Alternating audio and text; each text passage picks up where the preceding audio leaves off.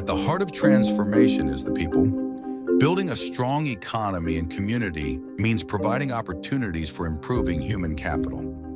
This is one of the goals of the Camp Transformation process that reaches out to adults and out-of-school youth who have not been able to secure formal education. One of the thrusts of EUUNDP's proactive project capacity building initiatives through technical vocational education, such as NC2 courses on driving, carpentry, bread and pastry production, electrical installation and maintenance, computer system servicing, photovoltaic installation, and dressmaking. That will equip decommissioned combatants and their next of kin with the life skills to improve their livelihood and become valuable members of their communities.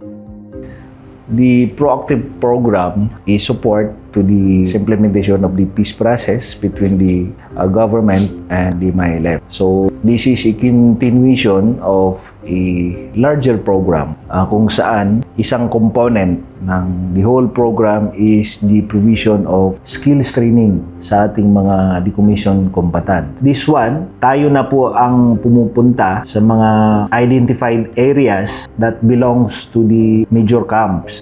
During sa implementation po, napakasaya ang mga decommissioned combatant dahil sila po ay nagkakaroon na ng skills training. Kasama ko sa nakapag-training ng computer system servicing in situ. Yung training na yun, nag-training kami paano yung mag-format ng computer, paano ito i-maintenance, yung mga common na nasisira, kung paano ito palitan.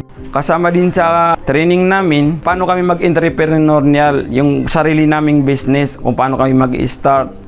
Ginaid kami din ng training na ito. Saka pinalam din sa amin yung good governance ng training na ito. At nagamit ko na yun ngayon para sa sarili kong business din. Yung ganun na kit na ibinigay nila. Nagagamit ko na yun. At saka kasama din yung binigay nila na allowance dun sa everyday pagpunta namin sa training.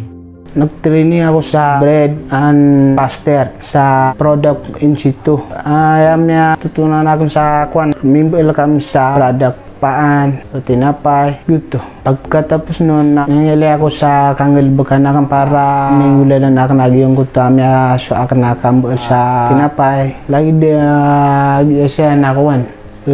Gumagalbog ako siya. Hasanor is among the number graduates from FM Sorla Table Training Center who provided the training for the bread and pastry competency. Since putting up his bread business 5 months ago, Hasanor has been earning gradually. He said that he earns around 1,000 to 1,500 pesos daily.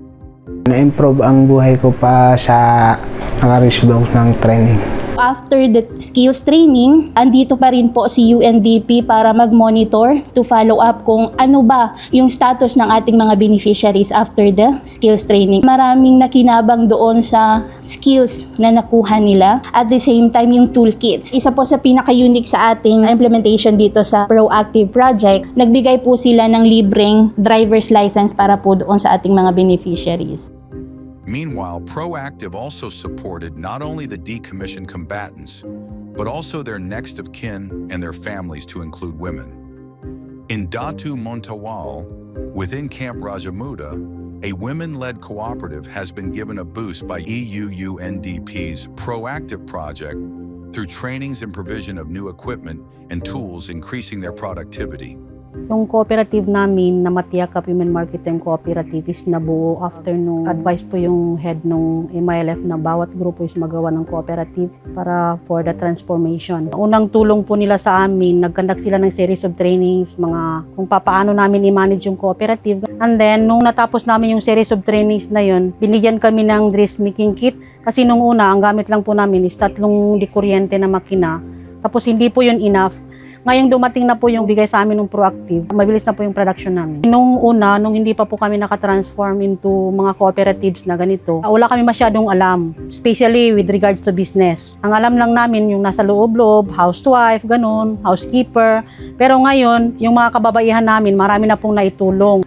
Yung ating mga partners from UNDP, from EU, napakalaki ang contribution nila sa ating MILF communities. Kumbaga, it's a new dawn for them. Salamat din sa suporta sa BARM, sa buong governance ng Bangsamoro, Kasi kung bagay, kami ay nag-start buuin ang sarili namin, nandyan kayo para kami ay gabayan.